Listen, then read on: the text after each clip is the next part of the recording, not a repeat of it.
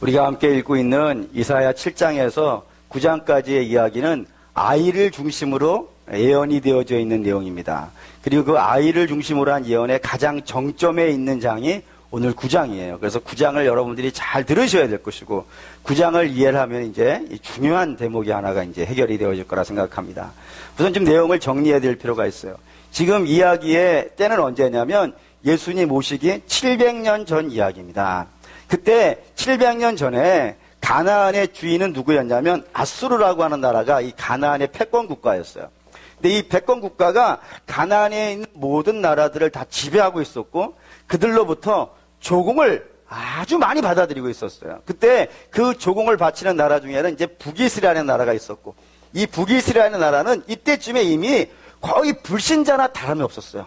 철저히 불신자 같은 삶을 살아가고 있었던 것이 북이스라엘이고 또 아람이라는 나라가 이 두 나라가 이 아수르의 지배를 받고 있었거든요. 근데 아수르가 나타나기 전에는 이 두 나라가 짱이었던 거예요.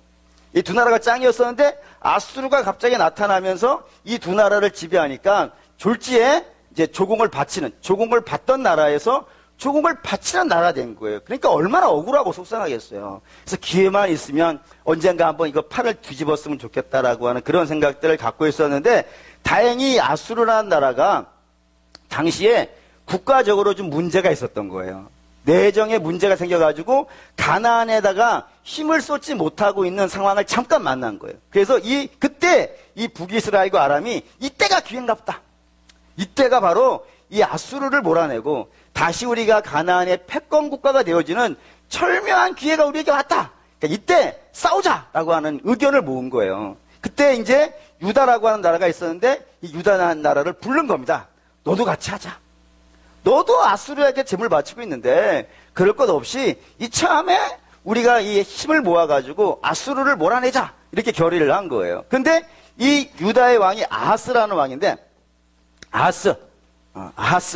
아하스라는 왕인데 이 아하스가 가만히 계산을 해보니까 우리의 힘을 아무리 모은다 하더라도 이 아수르 하나를 이기는 것은 불가능하다라고 생각을 한 거예요.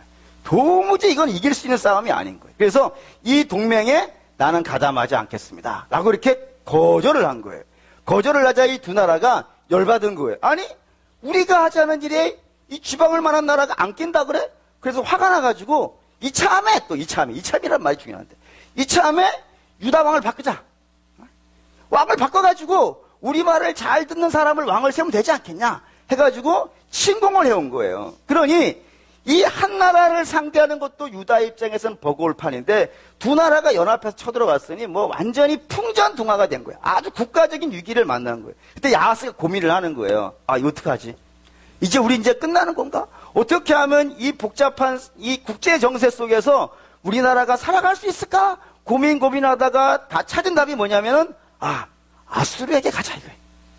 아수르에게 가가지고 우리 좀 도와달라고 하면은 당연히 아수르가 도와주지 않겠냐? 이렇게 생각을 한 거예요. 이때 이사야가 나타난 거예요. 이사야라는 말은 이 뜻을 좀 기억합시다. 이사야라는 이름을 뜻을 기억하셔야 돼요. 이 야는 뭐냐면 성경에서 엘과 야는 다 하나님입니다. 야는 야훼라고 할 때 그 야자고 엘은 엘로힘 할 때 엘이에요. 그러니까 하나님이에요. 그러니까 하나님이고 이사라고 하는 말은 구원한다는 것이에요. 그러니까 이스라엘의 구원은 어디에 있는 거예요? 하나님에게만 있는 거예요. 요거를 상징하는 인물이 이사야인 거예요. 이사야가 나타나가지고 아스야 너 걱정하지 마라. 얘네들이 아무리 너희를 침공하려 하더라도 너희는 누가 있다고요? 하나님이 구원자 대신 하나님이 계시지 않냐. 그러니 너희를 구원해 주실 것이다 라고 얘기를 했는데 이 아하스는요 안 믿는 거예요. 무슨 하나님? 난 눈에 안 보이는 거 못 믿는다 이거. 실제로 나를 도와줄 수 있는 그런 칼과 창과 말을 갖고 있는 아수르를 의지하지 아무것도 없는 눈에 보이지도 않는 하나님을 내가 무슨 수로 의지하느냐. 나는 싫다 그러는 거예요. 그러자 이사야가 야 그러지 말고 너 하나님께 징조를 구해라.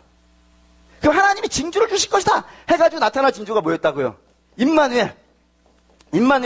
임마누엘이라는 아이가 태어날 거다 이거예요. 임마누엘이라는 아이가 태어나가지고 이 아이가 어느 정도 자랄 쯤 되어지면 이 두 나라가 망할 것이다 라고 얘기하니까 임마누엘이라는 뜻이 뭐냐면 하나님이 우리와 함께 하신다는 플러스는 그런 뜻이지만 실제의 내용은 뭐였냐면 이 아이가 어느 정도 크면 이 이방에 있는 나라들이요 망할 거라는 거예요. 그게 임마누엘이 가지고 있는 거예요. 근데 그 임마누엘의 상징을 아하스가 믿었다고요? 안 믿었다고요? 안 믿었다고요. 그래서 이사야가 두 아들을 꺼내는 거예요. 두 아들이 스알야스, 스알야스. 남은 자만 구원받는다. 라는 것이고 또 하나는 마헬살랄 하스바스 이런 썼어요. 너무 길어가지고 쓸 데가 없어가지고. 마헬살랄 하스바스. 두 아이는 다 뭐냐면은 이사야가 낳은 아들이에요. 이 아이는 전부 뭐냐면 너가 망할 거라 했고요. 하나님이 너를 구원해 주신다고 하셨는데 그럼에도 불구하고 이 사실을 믿지 않는 너도 망할 것이다 라는 거예요. 아, 이게 중요하게 된 거예요. 이게 중요하게 된 거예요. 그러니까 결국에는 무슨 이 세 아이는 다 뭐냐면 이방은 망할 것이다 라는 것이고 안 믿는 이스라엘은 망할 것이다 이런 내용이 된다 이거예요. 이 아이들의 이름이 다. 왜요? 왜 망하는 거예요? 죄 때문에 망한다 이거예요. 무슨 죄예요? 이방은 하나님이 있다는 사실을요 모르고 뭐하고 있는 거예요? 하나님을 대적하고 있기 때문에 망하는 거예요. 이방은 항상 이방은 그렇게 망하는 거예요. 하나님이 계시는데도 불구하고 하나님이 계시는지도 모르고 그 모르는 하나님을 향해서 대적을 하고 있기 때문에 하나님의 원수되었기 때문에 망하는 것이고, 그러면 이스라엘은 왜 망하는 거예요? 하나님 아는데 못 믿으니까 망하는 거예요. 이스라엘은 못 믿어서 망한다는 거예요. 이 말의 의미를 여러분 이제 잘 이해하셔야 된다 이거예요. 그러니까 유대인은 세상에는 딱 두 종류의 사람만 산다고 생각을 했어요. 우리는 아프리카 사람, 미국 사람, 러시아 사람, 뭐 다양한 인종들이 살다고 생각하지만 유대인은 이 세상에 딱 두 종류의 사람밖에 안 살아요. 하나는 유대인인 자기 자신과 또 하나는요 이방인, 둘밖에 없어요. 그래서 이방은 어떻게 되는 거예요? 망한다고 이렇게 생각한다니까요. 하나님 모르니까 망할 것이고, 우리는 아무리 이방이 망하는 세계에 있다 하더라도 우리는요 안 망한다고 생각했어요. 왜냐하면 이방은 죄인이고 우리는 의인이라고 생각했기 때문에. 그래서 우리는 반드시 구원받는다고 하는 그런 생각을 갖고 있는 것이 유대인인데, 그 유대인에게 이사야가 나타나서 한 말이 뭐였다고요? 다 망한다 이거예요. 이방도 망할 것이고 유대 너희도 망할 거라고요. 죄 때문에 망할 것이라고. 이방은 하나님을 대적했기 때문에 망하는 것이고 너희는 하나님을 안 믿었기 때문에 망한다 이거예요. 그러니까 결국에는 유대인의 관점에서 봤을 때는 인류에는 희망이 없다 이거예요. 둘 중에 하나는 살아야 될 거 아니겠어요? 이방이 살든지 유대인이 살든지 어느 쪽은 살아남아야 거기에 희망이 있다라고 얘기할 텐데, 이방도 망하고 유대인도 망하니까 희망은요 인류에게는 없는 게 되는 거예요. 아, 이 말을 어제 책을 하나를 봤는데, 왜 우리는 이 시대에 기독교를 믿어야 되는가, 이런 책이 있더라고요. 거기에 이제 김영석이라고 하는 아주 유명한, 우리나라에서는 유명한 교수님 한 분이, 노 교수님이 쓴 책인데, 그분이 TV에서 강연한 것들을 이렇게 모아가지고 책을 냈는가 봐요. 거기에서 예전에 당신이 프랑스의 대철학자라고 하는 베르그송이라는 분이 있었던 모양이에요. 그분하고 대화를 한 장면이 잠깐 등장하는데 거기 이런 얘기가 나와요. 그 김영석 교수님이 그 베르그송에게 묻는 거예요. 선생님, 교수님입니까 그분도? 선생님은 인류에 희망이 있다라고 생각하십니까? 라고 물은 거예요. 그랬더니 베르그송이라는 철학자가 뭐라 그러냐면, 자기는 인류에 희망이 있다라고 생각한다는 거예요. 인류에 희망이 있다. 그렇게 믿어왔다고. 그래서 아니 사람이 아니면 누가 사람을 구원할 수 있겠냐고, 그게 가능이라 하겠냐고 이렇게 생각을 해왔다 이거예요. 그리고 사람을 잘 가르치고 훈련시키고 이렇게 하면은 사람을 구원할 수 있을 거라는 생각을 갖고 있었는데, 그 기대가 무너졌다 이거예요. 왜 무너졌냐면 전쟁이 났다 이거예요. 그게 이제 2차 대전이었던 거예요. 세계 제2차 대전이 일어나는 걸 보면서 과연 이게 사람이 사람을 구원할 수 있을까? 라는 생각이 들더라는 거예요. 왜냐하면 사람이 더 악해지더라는 거예요. 문명이 커지면, 문명이 발달하면 사람이 나을 거라고 생각했는데, 문명이 발달하는데도 불구하고 사람은 더 악해지고 더 강교해지고 더 무자비해지더라는 거예요.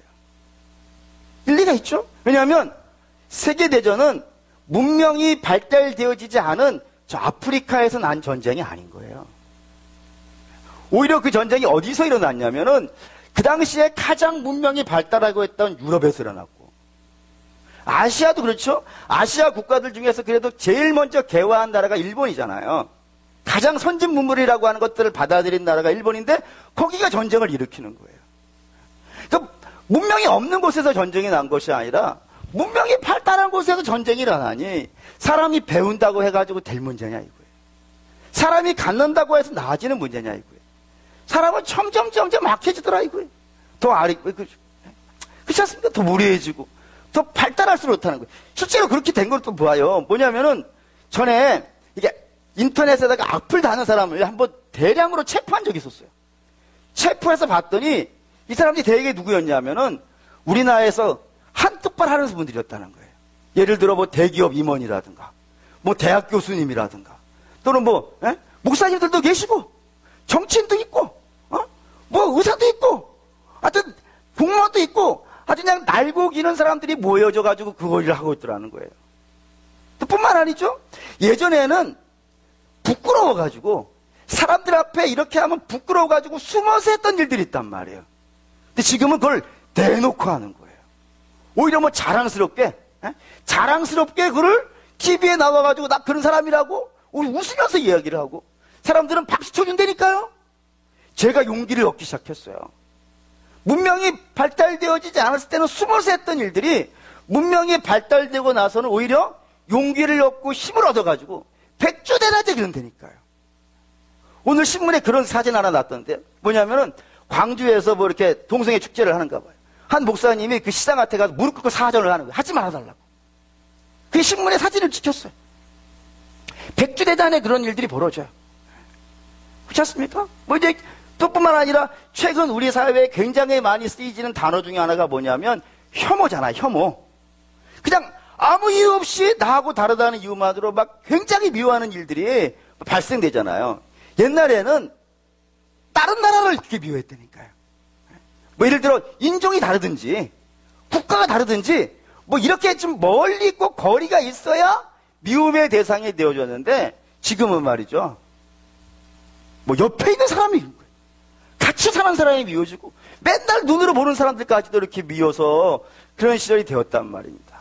그러니 사람은 많이 배웠다 그래가지고 나아지는 존재가 아니라는 사실을 우리가 기억해야 될 필요가 있고 사람은 많이 가졌다가 해가지고 훌륭해지지 않는다는 사실을 여러분이 기억할 필요가 있다 이거예요. 근데 성경이 그런 얘기를 하고 있단 말입니다. 보시죠. 9장 1절에서 2절. 9장 1절에서 2절 읽겠습니다. 전에 고통받던 자들에게는 흑암이 없으리로다. 옛적에는 여호와께서 스불론 땅과 납달리 땅이 멸시를 당하게 하셨더니 후에는 해변길과 요단 저쪽 이방의 갈릴리를 영화롭게 하셨느니라. 흑암에 행하던 백성이 큰 빛을 보고 사망의 그늘진 땅에 거주하던 자에게 빛이 비춰지도다. 여기에 자꾸 등장하는 단어들이 있어요. 뭐냐면 흑암이라든가 또는 멸시라든가 그늘진 땅 이런 글자들이 여기에 등장하고 있단 말입니다. 이게 인류의 모습인 거예요. 그러니까 유대인이든지 이방인이든지 모든 사람들은 다 지금 어디에 살고 있다고요? 흑암 안에 살고 있고 멸시 안에 살고 있고 그늘진 땅에 다시 말하면 죄 속에서 죄의 그늘진 곳에서 살면서 허우적 거리는 사람들이라 이겁니다. 모든 사람들은 다. 그래서 그런 흑암에 있는 사람들에게 선이라는 것이 보이겠어요? 안 보이겠어요? 보일 수가 없지. 깜깜한데. 거기에서 누가 선을 행한다 해가지고 보이는 것도 아니고 설사 거기서 어떤 행위가 선한 행위가 벌어진다 하더라도 그것은 잠시 잠깐 있는 것이고 결국에는 그 어둠이 그걸 어떻게 하는 거예요? 다 삼켜버리는 거예요. 삼켜서 과거에 선했던 사람이 어느 날 갑자기 보니까요 악해져 있는 거예요. 변질되어져 있는 거예요. 세상에 처음부터 나는 그런 악한이 되겠다고 시작하는 사람이 어디 있겠어요? 간혹 뭐 목사님들 중에 좀 문제를 일으키시는 분들이 있는데 좀 있죠. 근데 그분들이 처음에 목사 안수 받을 때 그러겠어요? 안 그랬을 거 아니겠어요? 정치인 처음에 시작하는 분들이 나는 정말 나쁜 정치인 돼야지 그러고 시작하는 사람이 누가 있겠어요? 이 땅에 어떤 사람도 나는 그런 사람이 되겠다는 악당의 마음을 갖고 시작한 사람이 있겠습니까? 뭐 간혹 있을 수는 있겠지만 대개의 경우는 나는 그래도 잘할 거야 라고 하는 생각으로 시작하지만 결국엔 지나고 나면요 다 비슷해져 버리는 거예요. 그런 모습이 있단 말입니다. 그래서 이 땅에 그런 모습에 있는 사람들을 해결할 수 있는 방법이 없고, 치료할 수 있는 사람이 없고, 해결할 수 있는 지도자가 없는 거예요. 그게 지금 흑암에 살고 있어서 신음할 수밖에 없는 그의 사람들의 모습이고 인류의 모습이라 그런다 이겁니다. 그런데 거기에 놀라운 반전이 하나가 생기는 거예요. 그 반전이 뭐예요? 빛이 하나가 들어오는 거예요. 아, 놀라운 거예요. 빛이 하나 들어왔는데 이 빛이 들어올 거라고 기대한 사람도 없는 거예요. 이 땅에 빛이 들어올 거라는 건 기대도 안 했었는데도 불구하고 어느 날 갑자기 흑암 가운데로 빛이 하나 슉 들어왔더니 어떤 일이 벌어졌겠어요? 그 흑암의 견고한 진들이요, 막 무너져가기 시작하는 거예요. 그쵸? 작은 빛 하나만 들어와도 어둠은 무너지는 거예요. 뭐 큰 빛은 말할 것도 없지만 작은 빛 하나만 들어와도 그 빛으로 인해서 그 어둠이라고 하는 건 다 깨어져 가기 시작하는 것이고, 그리고 그 깨어진 빛 사이에서 누가 나오고 있는 거예요?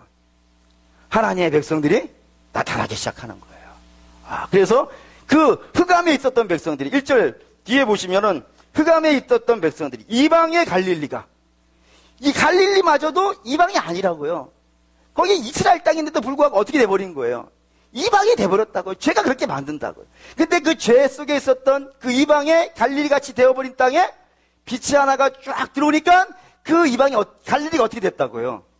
영화롭게 되더라 이거예요. 아, 어떤 영화냐면 3절 읽겠습니다. 주께서 이 나라를 창성하게 하시며 그 즐거움을 더하게 하셨으므로 추수하는 즐거움과 탈취물을 나눌 때의 즐거움이 그들이 주 앞에서 즐거워하오니.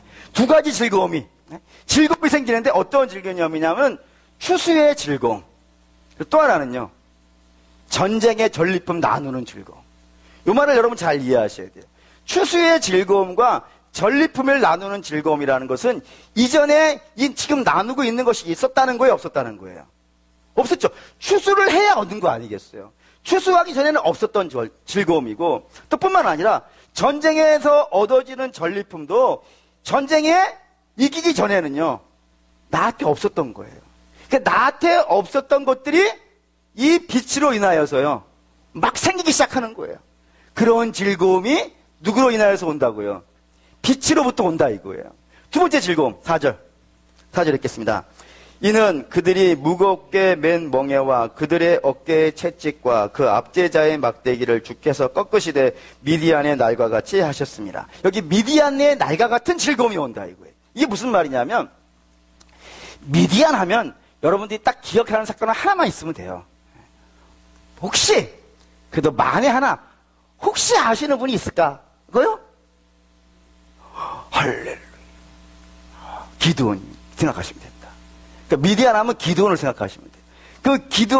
기드온이 이 미디안이 얼마나 기드온이 살고 있던 시대를 학대를 했냐면은 이스라엘이 농사를 지어서 농사를 뿌리기 위해서 씨를 뿌린다든가 또는 추수할 때가 되어지면 어떻게 하냐면 그때 쳐들어오는 거예요. 그래서 걷어들인 거 싹 가져가든지 뿌려놓은 거 다 파헤쳐버리는 거예요. 그래서 이스라엘이 아무것도 없는 상태를 만들어버리는 것이 미디안의 모습이라고요. 그래서 기드온 같은 사람도 추수를 해가지고 몰래 추수를 해가지고 그걸 어디서 까요? 포도즙 틀 속에 가서 까는 거예요. 아무도 내가 까는 걸 모르게 해야 되는 거예요. 왜요? 알면 어떻게 되니까요? 뺏어가니까. 그 정도의 압제니까 얼마나 심각한 압제겠어요. 그때 하나님이 기드온을 택하셔가지고 또 기드온뿐이 아니라 몇 명이요? 300용사를 택해가지고 그들이 이 미디안의 대군을 치는데 뭘 가지고 치냐면 항아리하고 횃불을 갖고 항아리를 이 횃불을 깨면서, 그러니까 그 깜깜한 밤 있지 않은 게 횃불을 들었던 건 밤 아니겠어요. 그 밤에 항아리가 깨지는 거예요. 이게 300개가 깨졌는데 얼마나 크게 들렸을까? 아마 제 기억은 그래요. 제 생각이에요. 이거는 300개 큰 소리 안 났을 것 같아. 근데 하나님이 그 앞에다 마이크를 대신 것 같아. 마이크를 대시니까 그 소리가 어마어마하게 들리는 거예요. 그러니까 비대한 지정이 난리가 난 거지. 뭐 천둥 치는 소리가 들리니까. 근데 그 천둥 치는 소리가 들리는 곳을 딱 바라보니까 뭐가 있는 거예요? 빛이 있는 거예요. 그 빛이에요. 이 주께서 어둠 속에 집어넣으신 빛은 이 원수들에게는요 패배의 빛이고 이스라엘에게는요 승리의 빛인 거예요. 그런 빛이 들어온다니까요. 그래서 그런 압제자로부터 해방의 자유를 주는 그런 빛이 들어온다 이거예요. 뜻뿐만 아니라 그 다음 빛이 이거예요. 5절 읽겠습니다. 어지러이 쓰러지는 군인들의 신과 피 묻은 겉옷이 불에 섭같이 살라지리.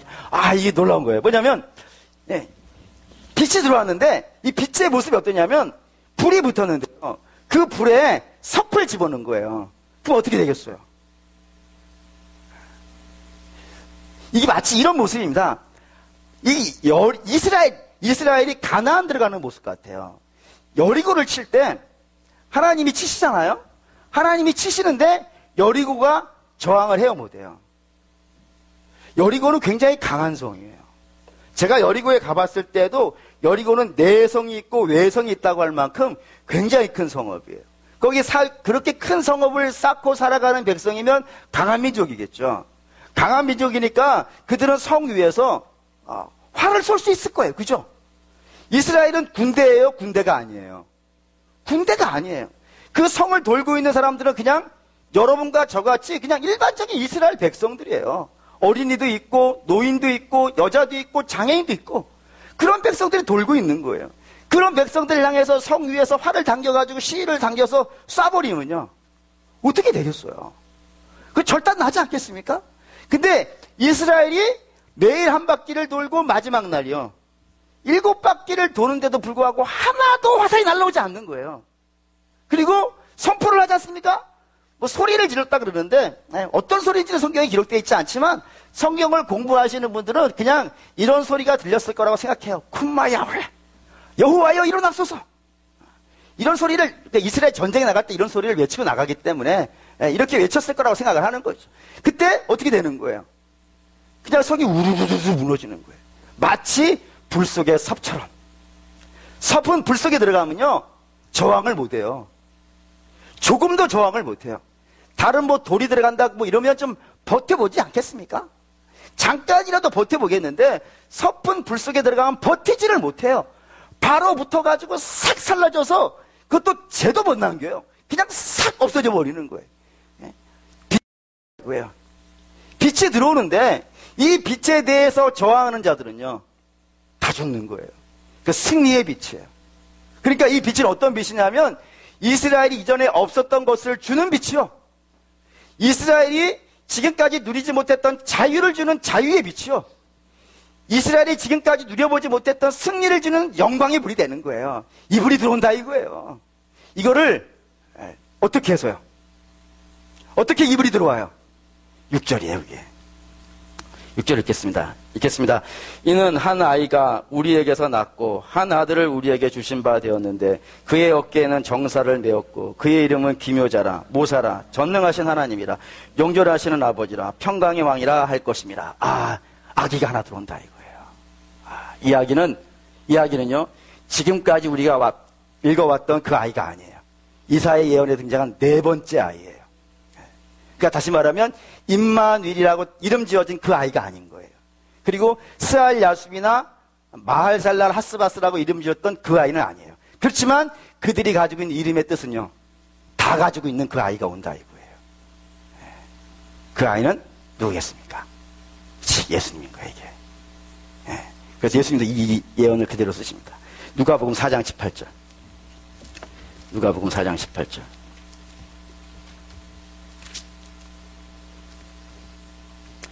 누가복음 4장 18절. 이 이사야 예언인데 이거는 이사야 61장에 있는 내용이지만 우린 이걸로 땡겨 읽겠습니다. 4장 18절 읽을게요. 주의 성령이 내게 임하셨으니 이는 가난한 자에게 복음을 전하게 하시려고 내게 기름을 부으시고 나를 포로된 자에게 자유를 눈먼 자에게 다시 보게 함을 전파하며 눌린 자를 자유롭게 하고 주의 은혜의 해를 전파하게 하려 하심이라 하였더라. 여기에 등장했어요. 포로된 자에게 자유를. 그 포로된 자가 자유를 얻으려면 뭐가 있어야 돼요? 승리가 있어야 돼요. 그렇죠? 눈먼 자가 다시 본다는 건 이전에는 눈먼 자였지만 지금은 다시 보는 거니까 다시 보는 것을 얻은 거잖아요. 그 어둠의 기쁨이 있고요. 다음에 눌린 자가 풀린다고요. 이게 자유의 복이라고요.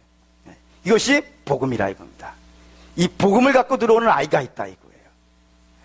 그 아이가 예수님. 그래서 예수님이 이 이름 네 가지를 쓰는 거예요. 네, 네 가지 이름. 이사야에 있는 이름은 네 가지예요. 기묘자라, 모사라. 사실 이렇게 번역하면 안 되는데 기묘한 모사라 이렇게 번역을 해야 정확한 번역이 돼요. 다음에 전능하신 여호와 하나님이라. 그리고 세 번째는요, 영존하신 하나님이라. 네 번째는 평강의 왕이라. 이렇게 쓰는 거예요. 근데 예수님의 이름을 이렇게 네 가지로 항상 쓴다고요. 이거와 대꾸를 이루는 것이 이 계시록에 있어요. 계시록 한번 볼까요? 계시록 19장. 계시록 19장하고 좀 비교하면서 이야기를 하겠습니다. 계시록 19장에도 예수님의 이름이 네 가지로 등장해요. 네 가지로 등장해요. 우선 11절 읽을게요. 또 내가 하늘이 열린 것을 보니 보라 백마와 그것을 탄 자가 있으니 그 이름은 충신과 진실이라. 그가 공의로 심판하며 싸우리라. 첫 번째 이름이 충실과 진실인데 이걸 같이 아까 기묘한 모사라하고 연결을 시켜서 대꾸를 보자 이거예요. 기묘한 모사라는 말은 영어로 번역을 하면 좀 쉽게 이해를 할 수 있어요. 기묘란 말은 원더풀이에요. 놀라운이란 뜻이에요. 그냥 우리가 흔히 쓰는 말로 바꿀까요? 기차고 묘하다는 것이에요. 기가 찬 분이에요. 모사는 어떤 왕이 있고 그 왕 옆에서 조언하는 자가 모사잖아요. 모사. 그러니까 기묘한 모사라고 하는 것은 그 왕이 있는데 그 왕에게 정말로 우리가 봤을 때 놀라울 정도로 충성을 바치는, 놀라울 정도로 순종을 하는 그런 자라는 것이 기묘라 모사라고 이렇게 번역을 한다 이거예요. 그런 관점에서 본다면 11절에 있는 충실과 진실인 거예요. 예수님은 그런 분이라니까요. 예수님이 어떤 분이에요? 하나님의 명하심은요, 하나님과 동등된 분임에도 불구하고 어떻게 하신다고요? 절대적으로 충성하신다. 근데 절대적으로 충성하는데 어디까지 충성을 하시는 거예요? 죽기까지 충성하시는 기찬 분 아니겠습니까? 놀라운 분 아니겠습니까? 그런 의미에서 이게 같은 의미를 갖고 있다고요. 두 번째는 예수님을 전능한 하나님이라 그러는데 여기 12절로 한번 볼까요? 12절과 한번 대꾸로 보겠습니다. 12절 읽을게요. 그 눈은 불꽃 같고 그 머리에는 많은 관들이 있고 또 이름 쓴 것 하나가 있으니 자기밖에 아는 자가 없고. 예수님의 이름은 자기밖에 모른다 이거예요. 왜 그렇게 쓰죠? 처음에 예수님이 이 땅에 오셨을 때 그분이 전능한 하나님이라는 사실을 아는 사람은요, 아무도 없었기 때문이에요. 누구만 자기가 하나님인 걸 아는 거예요. 예수님만 자기가 하나님인 걸 알아요. 그런 분인 거예요. 전능하신 하나님에도 불구하고 자기밖에 알지 못하는 분, 자기만이 하나님이라는 사실을 아는 분, 그분은 예수님밖에 없습니다. 세 번째는 이거죠. 영존하신 하나님. 영존이라는 말은 뭐겠어요? 영원히 계시는 분이라는 거 아니겠습니까? 13절로 대꾸를 보겠습니다. 13절로 읽겠습니다. 또 그가 피 뿌린 옷을 입었는데 그 이름은 하나님의 말씀이라 칭하더라. 요거 베드로가 이런 고백을 한 적이 있어요. 이 노래로 있는 것인데, 풀은 마르고 꽃은 시드나 변하지 않는 것이 하나가 있으니 뭐라고요? 하나님 말씀만이 변하지 않는다 이거예요. 하나님 말씀이 영원하다 이거예요. 근데 우리 알지 않습니까? 예수님은 뭐예요? 하나님 말씀이잖아요. 영원하신 하나님 말씀, 변하지 않는 하나님 말씀, 그분이 하나님이라 이거예요. 예수님이라 이거예요. 네 번째, 이사야가 말하는 이름은 뭐냐면 평강의 왕이라. 이거 16절을 읽겠습니다. 16절 읽을게요. 그 옷과 그 다리에 이름을 쓴 것이 있으니 만왕의 왕이요 만주의 주라 하였더라. 예. 왜 평화가 있을 수 있죠? 왜 예수님 안에서는 평화가 있을 수 있어요? 그분이 만유의 왕이기 때문에 그래요. 모든 만물은 다 누구의 말을 들어야 되는 거예요? 그렇죠. 예수님의 말을 들어야 되는 거예요. 그래서 예수 안에서만 평화가 있어요.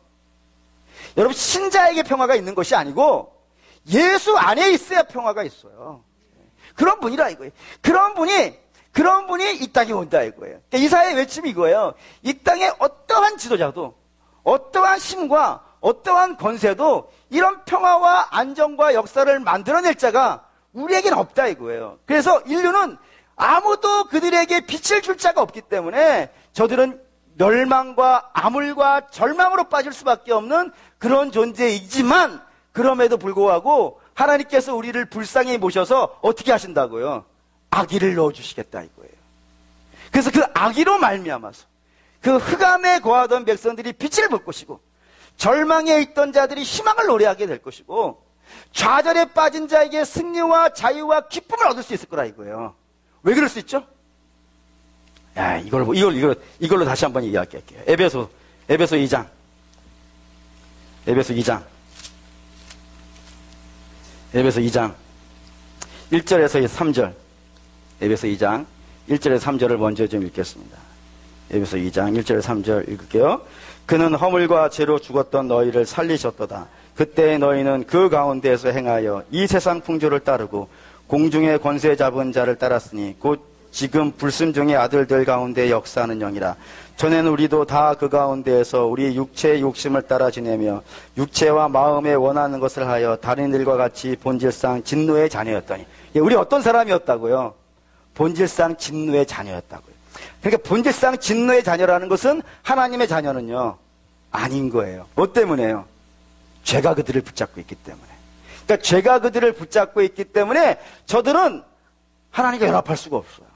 하나님의 자녀가 될 수도 없고, 하나님의 자녀가 될 수 없으니까 다 죽어있는 자인 거예요. 살아 돌아다닌다 해서 산 자가 아니고, 숨쉬고 있다가 해서 숨쉬고 있는 것이 아니고, 저들은 하나님과 끊어져 있기 때문에 다 죽어있는 자들이라고요. 근데 그런 자에게 놀라운 일이 발생됐어요. 골로새서 1장. 이거 에베소 2장 붙잡아 놓으시고, 에베소서 2장 붙잡아 놓으시고, 골로새 1장 14절. 골로새 1장 14절. 13절부터 있죠. 13절, 14절. 읽겠습니다. 그가 우리를 흑암의 권세에서 건져내사 그의 사랑의 아들의 나라로 옮기셨으니 그 아들 가운데에서 우리가 속량고 죄사함을 얻었도다. 아멘. 이거 크게 아멘 하셔야 되는 거예요. 아멘.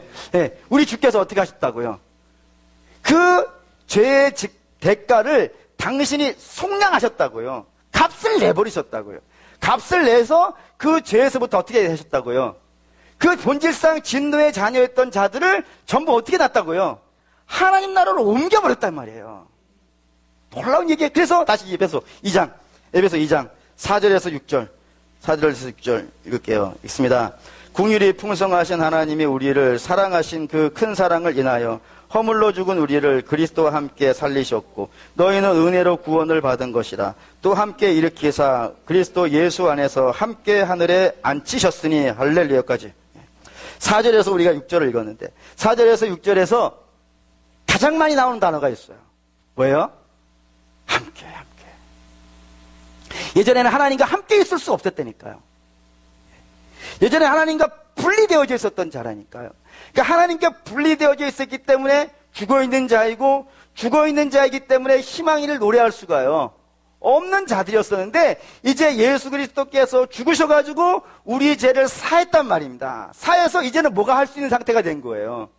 하나님과 함께 있을 수 있는 상태가 됐다니까요. 이게 얼마나 놀라운 일을 만드는지 한번 봅시다. 고린도전서 놀라운 일이 하나 벌어집니다. 고린도전서 8장 24절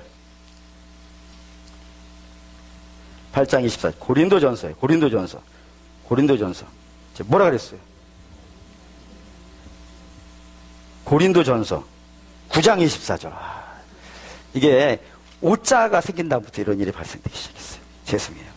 9장 24절 읽겠습니다. 운동장에서 다름질하는 자들이 다 달릴지라도 오직 상을 받는 사람은 한 사람인 줄을 너희가 알지 못하느냐. 너희도 상을 받도록 이와 같이 다름질하라. 이 말씀이 굉장히 놀라운 말씀인데 운동장에서요 수많은 사람들이 달리기를 해요. 어떤 사람이 달리기 하냐면 정치가 달리기를 하고 경제가 달리기를 하고 사상이 달리기를 하고 과학이 달리기를 하고 철학이 달리기를 하고 뭐 다른 종교가 달리기를 하고 수많은 달리기가 있다고요. 근데 그 수많은 달리기 중에서 승리하는 달리기를 한 사람은 누구라고요? 딱 한 사람만 달린다. 한 사람만. 그 딱 한 사람만. 그 딱 한 사람이 누구겠어요? 예수님이에요. 그러니까 예수님만 이긴다 이거예요.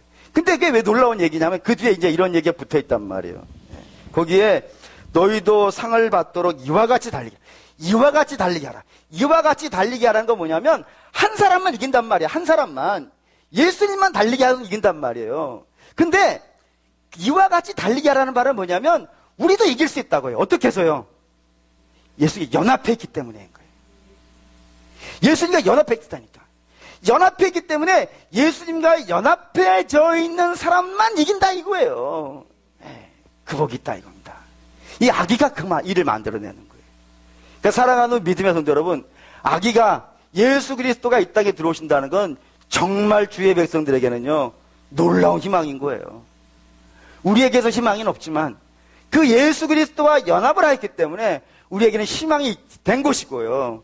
우리는 승리할 수 있는 것이고, 우리는 자유할 수 있고요. 우리는 기뻐할 수 있는 일이 이 아이로 인하여서 발생한다 이겁니다.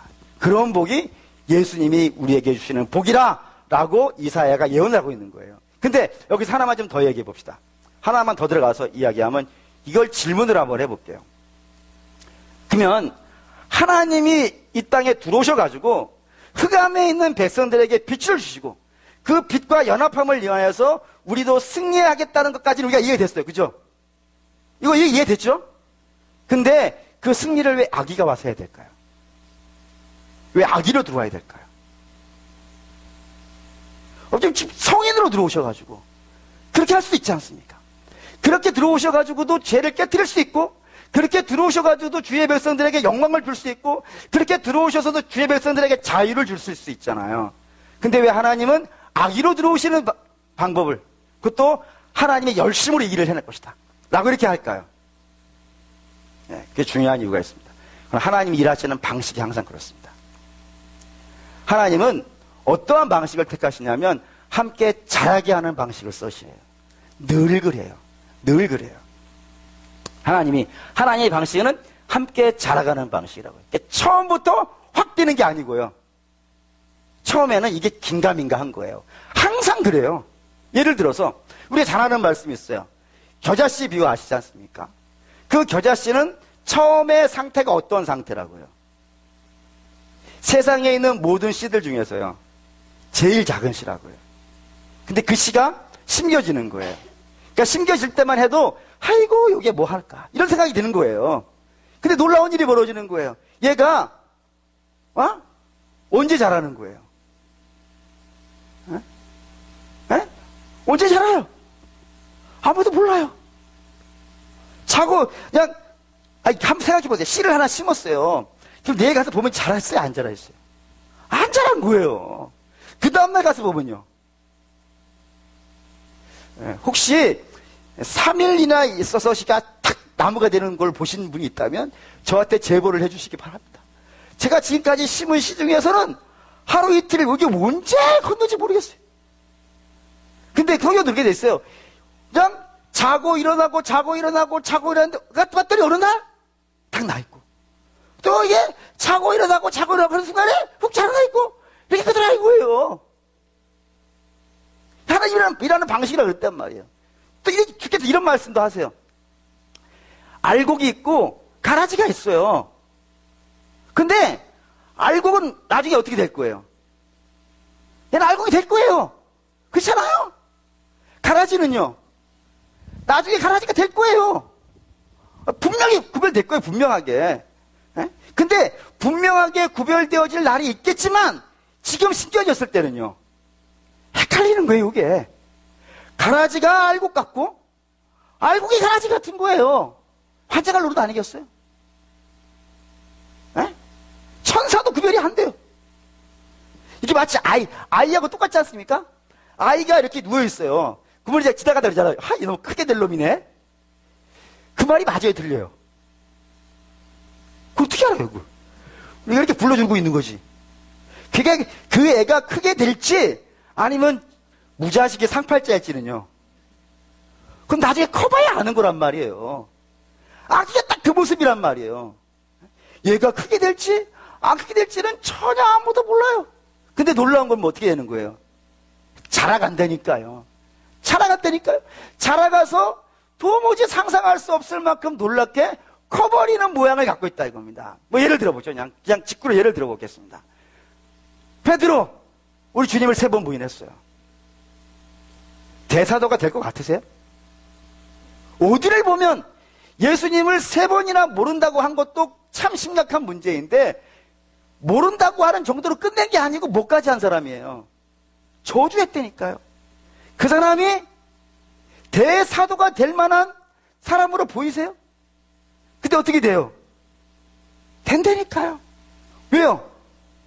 주께서 그렇게 하신다고 했다니까요. 주께서 너는 요한의 아들 시몬아, 너는 이제 게바가 되리라. 게바는 헬라어고, 아니 게바는 히브리어고 베드로는 히브리어예요. 뭐라 그랬어요? 게바는 히브리어고 베드로는 헬라어예요. 네. 그렇게 된다니까요. 주께서 그렇게 하셨다 했으니까. 뿐만 아니라 이런 것도 있죠. 살인자가 바울이 살인자예요. 그 살인자가 세계 최고의 전도자가 될 거라고 누가 상상이나 해봤겠어요. 사단도 상상을 못했을걸요. 근데 그렇게 돼요. 왜요? 주께서 그렇게 하신다고 했다니까요. 이방의 빛이 되리라. 주께서 그렇게 하신다 했다니까요. 뿐만 아니라 제가 좋아하는 목사님이 한 분 계세요. 디모데 목사님이에요. 디모데 목사님은 흔히 말해서 소심한 A형이에요. 얼마나 소심한지 아주 그냥 눈물을 밥 먹듯이 흘리는, 누가 한마디 말하면 찔찔찔 우는 그런 분이에요. 근데 그분이 에베소 교회 대목사님이 돼요. 하나님이 그렇게 하신다고 했다니까요. 그뿐만 아니죠. 우리가 알고 있는 부인을 2번이나 팔아먹으신 분 누구예요? 아브라함이에요. 우대하신 분이잖아요. 부인을 2번이나 팔아먹으신, 혹시 파셨어요 주변에? 그분이 믿음의 조상이 될 걸 누구 상상했겠어요? 오직 하나님만 그렇게 생각하셨다니까요. 하나님이 야 아브라함아, 내가 너를 열방의 아버지가 되게 해주리라 그렇게 하셨고, 살인자 모세를 최고의 지도자로 만드신 것도 하나님이시며, 도망자 다윗을 왕으로 만드신 것도 하나님이라니까요. 하나님 나라가 그렇게 돼요. 다 항상 하나님 나라만이 베들레헴 마곡간에서 말들만 지켜봤던 그 아이를 위대한 인류의 구원자로 만들어낸 건 하나님이시라니까요. 하나님 나라는 항상 그런 식이에요. 어느 종교가 그런 걸 해낼 수 있겠어요? 오히려 세상의 모든 종교는 이렇게 얘기해요. 선을 행하라고. 너는 할 수 있다고. 근데 여러분 알잖아요. 우리에게는 그럴 만한 힘이 없다는 걸요. 우리 선을 행할 힘이 없어요. 선을 행할 힘이 없는 사람에게 선을 행하라 그러는 거예요. 그러니까 선을 행할 힘이 없으니까 겨우 뭐만 시키는 거예요? 속세를 떠나야 된다는 거예요. 그래서 어디가 있어요? 다 산속에 아무도 안 사는 데 가 있는 거예요. 아니 거기서 맞서 싸울 힘이 없으니까, 그 세상 한가운데에서 선을 행할 힘이 없으니까 아무도 없는 데 가가지고 혼자 있는 거예요. 그냥 그래서 사귀고 기만인 거예요. 근데 아무도 사람으로 힘할 힘이 없는데 하나님만이 그렇게 해내신다 이거예요. 그걸 해내신다 이거예요. 그러니까 왜 목사님 왜 악의로 의심하시냐? 이것 때문에 그래요. 에베소 4장. 에베소 4장. 이게 이제 우리의 복음이 됩니다. 4장 15절 16절. 에베소 4장 15절 16절. 읽겠습니다. 오직 사랑 안에서 참된 것을 하여 범사의 교회까지 자랄지라. 그는 머리니 곧 그리스도라. 그에게서 온몸이 각 마디를 통하여 도움을 받음으로 연결되고 결합되어 각 지체의 분량대로 역사하여 그 몸을 자라게 하며 사랑 안에서 스스로 세우니라. 이게 이제 오늘의 결론이에요. 뭐냐면 예수님은 뭐고요? 머리이고 우리는 뭐라고요? 그의 몸이라고요. 근데 이거를 한번 잘 생각해보세요. 이게 교회의 모습이고 성도의 모습이에요. 근데 이걸 상상을 잘 해보세요. 머리는 크고 몸은 작으면 이거 정상적인 거예요? 아니죠. 몸이 작으면 머리도 어떻게 돼야 돼요? 작아야 돼요. 그죠? 몸이 크면 머리도요. 커야 돼요. 당연한 거예요. 그렇게 되어져야 정상적인 것이 되어져요. 근데 이게 우리에게 왜 복음이 되냐면 모든 사람은 신앙을 시작할 때 어떤 모습인 거예요? 가라지 같은 모습이에요. 설교하면 뭔 소리인지 하나도 못 알아들어요. 다 그래요. 저도 그랬어요. 저도 처음에 신앙생활 시작한 게 그 학생회 때였는데, 학생회 때 돌아보면 아는 게 뭐였냐면 예배 시간에 다 자는 거였어요. 뭐 알아야 들을 거 아니겠어요. 제가 알고 있는 그 목사님은 굉장히 훌륭한 목사님이었는데도 불구하고, 지금 뭐 날고 계시는 목사님이신데도 불구하고, 그 목사님이 그 위대한 설교를 하고 계시는데도 불구하고 저 아주 잘 잤어요. 근데 그때 머리가 크면 어떻게 되겠어요? 우리 주님이 머리가 커가지고 몸은 요만한데 머리가 커가지고 그럼 뭐밖에 할 게 없는 거예요? 책망밖에 더 하겠어요. 너는 왜 그밖에 못해? 책망밖에 못하지 않겠습니까? 그래서 우리 주님도 우리가 믿음이 작을 때는요 같이 작게 계세요. 작게 계세요. 밖에 계셔서 책망하지 않아요. 근데 놀라운 사실을 알려드릴게요. 그 머리는 어떻게 되는 거예요? 자란다니까요. 우리 주님이 우리 안에 심겨졌을 때는 겨자씨만큼 작다니까요. 그래서 예수님이 작아 보여요. 그래서 그렇지 않습니까? 그렇잖아요. 왜 대답이 여기서 작은가요? 믿음이 작은 분 안에는 우리 주님이 작아 보여요. 근데 놀라운 거는 그 우리 안에 심겨진 주님이 자란다니까요. 근데 자라는데 머리만 자라진 않는단 말이에요. 머리가 자라면서 뭐도 같이 자라게 한다고요. 몸도 자라게 한다고요. 그러면서 커가는 거예요. 그래서 믿음이 커가면 주님도 커져요. 커 있어요. 이게 되시나요? 그렇다 이거예요. 둘이 하나님의 역사가 항상 그래요. 처음에 우리 주님이 우리 안에 들을 때는 아기와 같아요. 그래서 별 볼 일 없어 보이는 거예요. 저분이 과연 뭐를 할 수나 있을까?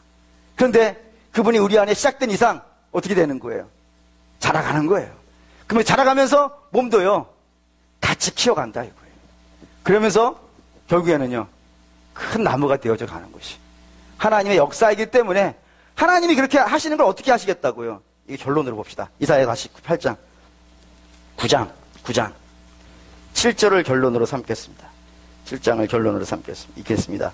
그 정사와 평강의 더함이 무궁하며 또 다윗의 왕자와 그의 나라에 군림하여 그 나라를 굳게 세우고 지금 이후로 영원히 정의와 공의로 그것을 보존하실 것이라. 만군의 여호와의 열심히 일을 이루시리라. 이게 하나님의 열심이라고요. 하나님이 이렇게 비록 우리 주님이 놀라운 일을 하실 거예요. 놀라운 일을 하실 거예요. 빛이 되어져서 우리에게 말할 수 없는 즐거움을 주실 거예요. 근데 그 즐거움을 주실 주님이 우리 안에 시작할 때는 어떤 모습이라고? 항상요 어린아이와 같은 모습이지만, 별 볼 일 없는 모습이지만, 한심하고 저분이 뭐 도대체 뭘 할 수 있을까 그런 모습이지만 그분은 하나님의 열심히 있는 분이라고요. 그래서 잘하는데 조금도 게으름 부리지 않으실 거예요. 조금도 쉬지 않으실 거예요. 부지런히 열심을 내셔가지고 무한대로 자라나실 거예요. 그분이 자라나는 것과 더불어서 우리도 어떻게 되는 거예요? 같이 자라나서 죄를 이기고, 지금 우리가 그 똑같은 죄에 넘어지지만 저는 소망해요. 우리 주님이 자라서 우리를 같이 자라게 하셔가지고 결국에는 우리가 그 죄를 이겨나갈 거예요. 그 유혹도 이겨나갈 거예요. 우리 안에 들어오는 모든 악한 것들을 이겨나갈 거예요. 그래서 결국에는 여러분 정말로 아름다워질 거예요. 그게 누구만 갖고 있는 꿈이에요? 예, 성도만 갖고 있는 거예요. 그래서 왜 성도만 희망이 있다는지 아시겠습니까? 어디에도 희망은 없어요. 사방을 보세요. 뉴스라는 단어가 뉴스 NEWS인데 그게 동서남북의 첫자들이에요. 동서남북에 나오는 모든 뉴스들을 다 쳐다보세요. 내일 아침 신문 사다 놓고 다 한번 읽어보세요. 거기 좋은 소식 하나도 없어요. 그거는 지금만 그런 게 아니에요. 옛날부터 그래봤어요. 세상에서 들려오는 소식은 전쟁 소식이고 기근 소식이고 재난 소식이고 슬픔의 소식일 뿐이에요. 근데 오로지 희망은 어디에만 있냐면 우리 안에 함께 자라가실 그 예수 그리스도, 그분이 있기 때문에 지금 우리가 믿음이 연약하다 하더라도 희망을 가질 수 있어요.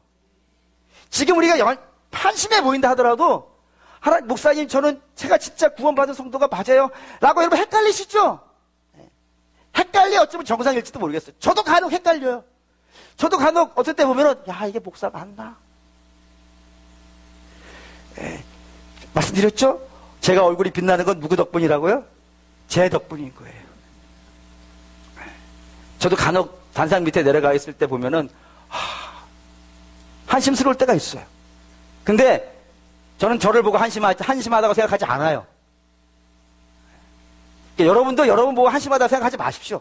혹시 다시 여러분의 연약함 때문에 죄에 빠지다 하더라도 여러분 보고 낙심하지 마세요. 우리는 우리를 보고 낙심할 자격을 갖고 있지 않아요.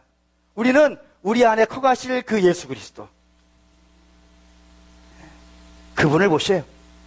그분은 지금 비록 우리하고 수준이 같을지 모르겠어요. 그래서 우리를 책망하지 않으세요. 같은 수준이니까. 근데 놀라운 건요, 그분은 계속 자라갈 거예요. 계속 자라가면서 우리도 같이 자라가게 하실 거예요. 그래서 결국에는 우리를 하나님의 자리에 앉혀놓을 때까지, 하나님과 함께 앉는 그 자리에 앉혀놓을 때까지는 절대로 쉬지 않으실 거예요. 주께서 말씀하시죠.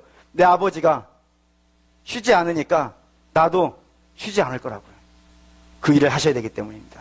그러니까 여러분도 여러분을 보고 낙심하거나 실망하지 마시고 사방에 있는 소식을 들으면서 낙심하지 마시고 늘 여러분들의 시선은 주님을 바라보시면서 저분이 자라갈 거니까 지금은 나랑 똑같은 수준일지는 모르겠지만 저분은 자라갈 것이고 나는 그분과 함께 커갈 거니까 나 역시 저분이 승리하면 나도 승리할 거예요. 이걸로 결론하죠. 올림픽에 우승한 사람이 머리에 면류관을 써요. 그러면 그 면류관은 머리의 것이에요? 온몸의 것이에요? 온몸의 것이에요. 주의 면류관은 저와 여러분의 것일 줄 믿습니다. 그런 기쁨이 저와 여러분에게 예수 그리스도를 바라보실 때마다 날마다 넘쳐나시기를 주의 이름으로 축원합니다. 아멘. 예.